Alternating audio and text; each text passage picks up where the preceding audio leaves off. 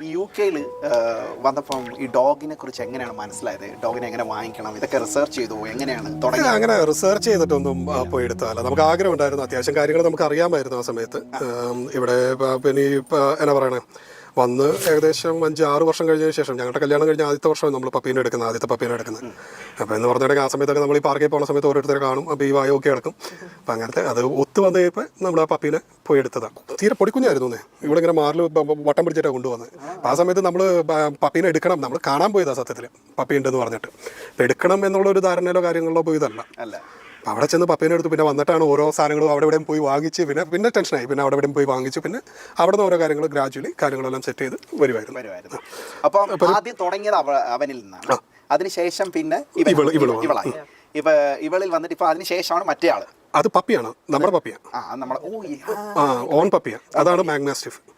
നമ്മുടെ സ്വന്തം പപ്പിയാണ്. അതാണ് ഇതിന്റെ ഒരു ഹൈലൈറ്റ് ഉള്ളത്. നമ്മളിപ്പം ഇവിടെ ഡോഗ് വളർത്തുമ്പോൾ എന്തൊക്കെയാണ്, യു.കെയിൽ പ്രത്യേകിച്ച് നമ്മൾ എന്തൊക്കെയാണ്, ഇപ്പോൾ പലർക്കും ഭയങ്കര ആഗ്രഹമാണ്. പട്ടികൾ എന്ന് പറയുന്നത് ഒത്തിരി പേരെ സ്നേഹിക്കുന്നുണ്ട്. കാരണം ലോയലാണ്, നമ്മുടെ ഫ്രണ്ടാണ്, അല്ലേ? നമ്മളുടെ സമയങ്ങൾ, നമ്മുടെ ഡിപ്രഷൻ പോലുള്ള പല പ്രശ്നങ്ങളിലും ചിലപ്പം പട്ടി ഭയങ്കരമായിട്ട് ഹെൽപ്പ് ചെയ്യാറുണ്ട്. തീർച്ചയായിട്ടും നമുക്ക് അത്യാവശ്യം സമയം കൊടുക്കാൻ കഴിയണം എന്നുള്ളതാണ്. അപ്പോൾ ആദ്യത്തെ ഒരു കടമ എന്ന് പറയുന്നത് നമുക്ക് ഏത് ബ്രീഡാണ് വേണ്ടത്, നമുക്ക് പറ്റുന്ന ബ്രീഡ്, നമുക്ക് ഇഷ്ടമുള്ള ബ്രീഡ് എന്നുള്ളതല്ല, നമുക്ക് പറ്റുന്ന ബ്രീഡ്. ഇപ്പം ഇവിടെ തന്നെ നമുക്കറിയാം, ചിലപ്പോൾ ചിലരൊക്കെ ഫ്ലാറ്റിൽ താമസിക്കുന്നുണ്ടാവും, ചെറിയ നമുക്ക് അവിടെ വലിയ സ്ഥലങ്ങളൊന്നും പൊതുവെ കുറവാണ്. അപ്പോൾ അങ്ങനെയുള്ളവർക്കൊക്കെ എന്തായിരിക്കും ബെസ്റ്റ്? അല്ല, അവർക്ക് കൊക്കാപ്പൂ പോലെയുള്ള, അല്ലെന്നുണ്ടെങ്കിൽ കോക്കർ സ്പാനിയലും പൂഡിലും, അത് നമ്മുടെ പൂച്ചയാണ്, കോക്കർ സ്പാനിയലും പൂഡിലും മിക്സ് ആയിട്ടുള്ള ബ്രീഡുകൾ നല്ലതായിരിക്കും. അപ്പോൾ അല്ലെന്നുണ്ടെന്നുണ്ടെങ്കിൽ ലോ എനർജി ആയിട്ടുള്ള ഇപ്പോൾ ലൈക്ക് ടോയ് ബ്രീഡ്സ് ഒക്കെയാണ്. കാരണം അവർക്ക് അതിൻ്റെ ഉള്ളിൽ അത്യാവശ്യം സ്പേസ് ഉണ്ട്, ഓടി അടക്കാം, കൂട്ടിലിടരുത്. അല്ലെന്നുണ്ടെന്നുണ്ടെങ്കിൽ എന്നാ പറയുക, അത്യാവശ്യം ഒരു ചെറിയ സ്പേസിനുള്ളിൽ, അല്ലെന്നുണ്ടെങ്കിൽ ഒരു ചെറിയ ടൈം ഫ്രെയിം മാത്രമാണ് നമ്മൾ അതിനൊറ്റയ്ക്ക് ഇടുന്നു എന്നുള്ളതെന്നുണ്ടെന്നുണ്ടെങ്കിൽ നമുക്ക് ഓക്കെ. തീർച്ചയായും. ഓക്കെ. അപ്പോൾ കൊച്ചു ബ്രീഡുകൾ എടുക്കാൻ നോക്കാം, പരമാവധി ഷെഡിങ് ഇല്ലാത്ത ബ്രീഡുകൾ എടുക്കാം. ഇപ്പോൾ പൂഡിൻ്റെ മിക്സുകൾ, അല്ലെന്നുണ്ടെന്നുണ്ടെങ്കിൽ എന്നാ പറയണ ബിഷ്യം ഫ്രീസ്, അതേപോലെയുള്ള ബ്രീഡുകളാണെന്നുണ്ടെന്നുണ്ടെങ്കിൽ അതിന് ഷെഡ് ചെയ്യത്തില്ല. ഓക്കെ. അപ്പോൾ ഷെഡ് ചെയ്യാത്തടത്തോളം കാലം അധികം പൂടേം കാര്യങ്ങളും വലിയ പ്രശ്നങ്ങൾ വരത്തില്ല. ഇപ്പോൾ ചില ടോയ് ബ്രീഡ്സ് ആണെന്നുണ്ടെങ്കിൽ എന്നാ പറയണ അധികം കുരക്കത്തുമില്ല. ഇപ്പോൾ ജോലിക്കൊക്കെ പോകുമ്പോൾ നിങ്ങൾ എല്ലാവരും ജോലിയുള്ളവരാണ്. അപ്പോൾ അങ്ങനെ വരുമ്പോൾ ബുദ്ധിമുട്ട് എന്തെങ്കിലും ഉണ്ടോ? ഒരാൾ കാണണമെന്നുണ്ടോ വീട്ടിൽ? ഒരാൾ കാണണമെന്നല്ല, ഇവരിപ്പോൾ ട്രെയിൻഡാണ്. ഓക്കെ. ഇപ്പോൾ എനിക്ക് 8 hours വരെ ഇവർ ഓക്കെ വീടിൻ്റെ ഉള്ളിൽ. കാരണം ഇവരെ ഞാൻ പൂട്ടിയിടാറില്ല, അവരെ ഫുൾ റൂമിൽ അവർ ഓടി നടക്കും. ഓക്കെ. അപ്പോൾ അവരെ പൂട്ടിയിട്ടല്ലെന്നുണ്ടെങ്കിൽ കൂടിൻ്റെ ഉള്ളിലിട്ടിട്ടല്ല നമ്മൾ പോകുന്നത്. അവർ വീടിൻ്റെ ഉള്ളിലെല്ലാം ഓടി നടക്കും. അത്യാവശ്യം എക്സസൈസും കാര്യങ്ങളും ഉണ്ട്, അവർ തമ്മിൽ കളിക്കും, അത്യാവശ്യം പരിപാടികളെല്ലാം നടക്കും. പക്ഷേ എന്നാ പറയണേ, അത് എല്ലായിടത്തും നടക്കണം എന്നില്ല. അപ്പം നമുക്ക് അത്യാവശ്യം വീടിൻ്റെ ബാക്കിൽ സൗകര്യമുള്ളവരാണ് എന്നുണ്ടെന്നുണ്ടെങ്കിൽ വീടിൻ്റെ ബാക്കിലിട്ട് വളർത്താം അവർക്ക്, നാട്ടിലെ പോലെ തന്നെ. അതിനൊന്നും റെസ്ട്രിക്ഷൻ ഇല്ല. ആസ് ലോങ് ആസ് ഇപ്പം നമ്മൾ ആ പട്ടിക്ക് ഇൻസുലേറ്റഡ് ആയിട്ടുള്ള ഒരു ഹോം കൊടുക്കുകയാണെന്നുണ്ടെന്നുണ്ടെങ്കിൽ അതാണ് ഇവിടുത്തെ നിയമം. നമുക്ക് വീടിൻ്റെ അകത്ത് തന്നെ ഇടണമെന്ന് ഒരു നിർബന്ധമില്ല. പക്ഷേ പുറത്തിട്ട് വളർത്തുന്ന പട്ടിക്ക് എത്രത്തോളം ലോയൽറ്റി വരും എന്നുള്ളത് കണ്ടറിയേണ്ടത്. നമ്മളും അവരും തമ്മിലുള്ള ഇൻട്രാക്ഷനാണ് ലോയൽറ്റിയുടെ ബേസ്. എന്തെങ്കിലും നമുക്ക് ഇപ്പോൾ പട്ടിയെ വാങ്ങിക്കുന്നതിന് റെഗുലേഷനോ അങ്ങനെ എന്തെങ്കിലും കാര്യങ്ങളുണ്ടോ? അങ്ങനെയില്ല. നമ്മൾ മെയിൻ ആയിട്ടും ചെയ്യേണ്ട നമുക്ക് 2 രീതിയിൽ വാങ്ങാം. ഒന്ന്, നമുക്ക് റെസ്ക്യൂ ആയിട്ട് എവിടെയെങ്കിലും പോയി ഷെൽട്ടറിൽ നിന്ന് എടുക്കാം. ഇല്ലെങ്കിൽ നമുക്ക് ഡയറക്റ്റ് ബ്രീഡേഴ്സിൻ്റെ നിന്ന് പപ്പീസിനെ എടുക്കാം. അപ്പം നമ്മൾ ഒതന്റിക് ആയിട്ടുള്ള ബ്രീഡേഴ്സിനെ അപ്രോച്ച് ചെയ്യണമെന്ന് മെയിൻ ആയിട്ടും പറയുന്നത്. നമ്മൾ അത് നമുക്ക് ഒത്തിരി ഇപ്പം ലൈസൻസ് ഉള്ളവരായിരിക്കും, കൗൺസിൽ ലൈസൻസ് ഉള്ളവരായിരിക്കും ബ്രീഡ് ചെയ്യുന്നവർ. ഇപ്പം നമുക്ക് ഇപ്പോൾ നമ്മൾ just pets for sale in UK എന്ന് പറഞ്ഞ് കൊടുത്തു കഴിഞ്ഞാൽ ഇഷ്ടം പോലെ കിട്ടും. പ്രൈവറ്റ് ആയിട്ട് ബ്രീഡ് ചെയ്യുന്നവർ, അല്ലെങ്കിൽ പ്രോപ്പറായിട്ട് ഇപ്പോൾ ഗംട്രി അങ്ങനെയുള്ള വെബ്സൈറ്റ്സിലൊക്കെ ഒരുപാടുണ്ടാവും. എത്രത്തോളം അവർ ജെനുവിൻ ആയിട്ട് ചെയ്യുമ്പോൾ അവർ എവിടെന്നെങ്കിലും മോഷ്ടിച്ചുകൊണ്ട് വന്നിട്ട് വിൽക്കുന്നതാണോ നമുക്കൊന്നും അറിയില്ല. അപ്പം മെയിനായിട്ട് നിങ്ങൾ അവിടെ ചെന്ന് കഴിയുമ്പോൾ അതിന്റെ പാരന്റ്സിനെ രണ്ടിനെയും കാണണം. ഓക്കെ. അതിന്റെ മെയിലിനെ കാണണം എന്ന് പറയാം, ഫീമെയിലിനെയും കാണണം. കാണുമ്പോൾ ഗുണം എന്താണ്?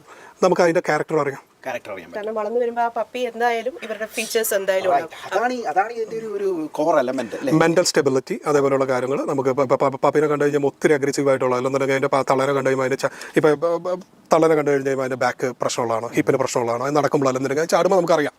ഓക്കെ. അപ്പോൾ അതേപോലെയുള്ള ഒരുപാട് ഫാക്ടേഴ്സ് നമുക്ക് അതിനകത്ത് നിന്ന് നമുക്ക് കാണാൻ പറ്റും. ഒരു ചോദ്യം കൂടെ, ഇപ്പം നമ്മളിപ്പോൾ ഇവിടെ വാങ്ങിച്ചുകൊണ്ടിരുമ്പോൾ എന്തെങ്കിലും റെഗുലേഷൻ ഉണ്ടോ യു.കെയിൽ? നമ്മളിങ്ങനെ മൈക്രോചിപ്ഡ് ആയിരിക്കണം. അത് ആദ്യം തന്നെ നമ്മൾ പട്ടീനെ എടുക്കുമ്പോൾ അത് മൈക്രോചിപ്ഡ് ആയിരിക്കണം.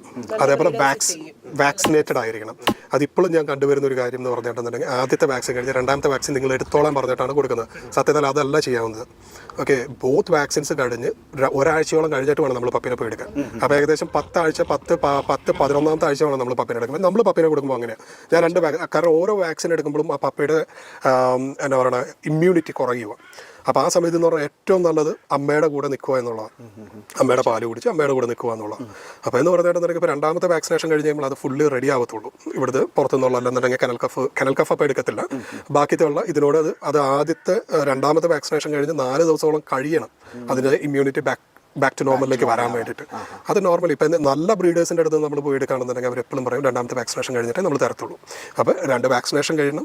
അതിൻ്റെ ഹെൽത്ത് സർട്ടിഫിക്കറ്റ് അവർ ഹെൽത്ത് ചെക്ക് ചെയ്യും. ഹെൽത്തിൻ്റെ മിക്ക ബ്രീഡേഴ്സ് എന്ന് പറഞ്ഞിട്ടുണ്ടെങ്കിൽ വെറ്റിനറി സർട്ടിഫിക്കറ്റ് അവർ തരും, അതായത് ഹെൽത്തി ഓക്കെ ആണെന്നുള്ളത്.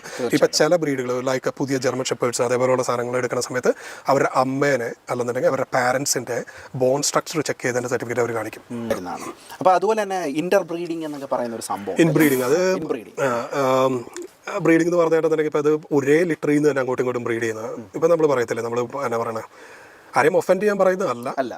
ഇപ്പോൾ ചില എന്നാ പറയണേ, ഇപ്പം നമ്മൾ സ്വന്തം വീട്ടിൽ നിന്ന് തന്നെ എന്നാ പറയുക സ്വന്തം അനീതിനെ കെട്ടാന്നൊക്കെ പറയുമല്ലേ.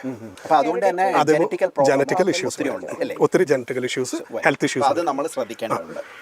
ഇവനെ കണ്ടു കഴിഞ്ഞു ഇപ്പൊ ഇനി ഇവനെ കുറിച്ച് എപ്പോഴും ഇവരിങ്ങനെ സ്ട്രോങ് ആയിട്ട് സോറി ഞാനൊരു ഇതായിട്ട് പറഞ്ഞല്ല, പക്ഷെ കാണുമ്പോൾ അങ്ങനത്തെ ഒരു ഇവൾക്ക് മെയിലിന്റെ ഫീച്ചേഴ്സ് ആണ് കൂടുതൽ. അതിന്റെയാണ് കാരണം നമ്മളൊരു ബ്രീഡിങ്ങിന് വേണ്ടിയിട്ടല്ലെന്നുണ്ടെങ്കിൽ ഇപ്പൊ മെയിൻലി ഇവളന്ന് എടുക്കുന്നതിന്റെ മെയിൻ കാരണം അത് തന്നെയാണ്. നമ്മളിപ്പോൾ ഒരു ബ്രീഡിംഗ് പർപ്പസ് അന്ന് മൈൻഡിൽ വെച്ചിട്ടാണ് ഇവിടെ എടുക്കുന്നത് തന്നെ. അപ്പോൾ അവളെ എടുക്കുന്ന സമയത്ത് എന്ന് പറഞ്ഞിട്ടുണ്ടെങ്കിൽ നമ്മൾ അവളുടെ ക്യാരക്ടേഴ്സ് നോക്കും എപ്പോഴും. ഇവളിപ്പോൾ ടയർഡായി, ശരിക്കും ടയർഡായി. ഹെൽഗയാണ്, വയസ്സ് 9 വയസ്സിന് മുകളിൽ പ്രായമായി അവള്. ഒരു ഡോഗിന്റെ ആയുസൊക്കെ എത്ര? ആവറേജ് 9 years ആണ് ഈ ബ്രീഡിന്. 9 to 12 years എന്ന് പറയും ഈ ബ്രീഡിന്. എത്രത്തോളം വലിപ്പം കൂടുന്നു ഭയങ്കര സ്നേഹമാണ്. അവര് വീട്ടിലെ 2 അതിഥി ആൾക്കാരാണ്, രണ്ടുപേരും അത്യാവശ്യം സ്നേഹമൊക്കെ. അവള് ഇവിടുത്തെ പെറ്റ അവളിവിടെ വന്നിരുന്നുണ്ടെങ്കിൽ കോളേജിൽ പോണ സകല പിള്ളേർ ഇവിടെ വന്ന് ഫോട്ടോ എടുത്തിട്ട് പോകും. അവളിവിടുത്തെ സെലിബ്രിറ്റി അല്ലല്ല, നോർമൽ ക്യാറ്റ്.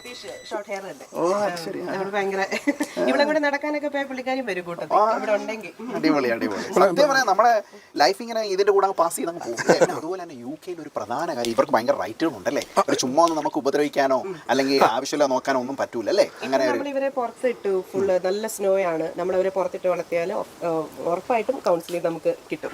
അതിനകത്ത് ലീഗലി നോക്കുകയാണെന്നുണ്ടെങ്കിൽ അതിനകത്തും കുറേ ലൂപ്പ് ഹോൾസും കാര്യങ്ങളൊക്കെ ഉണ്ട്.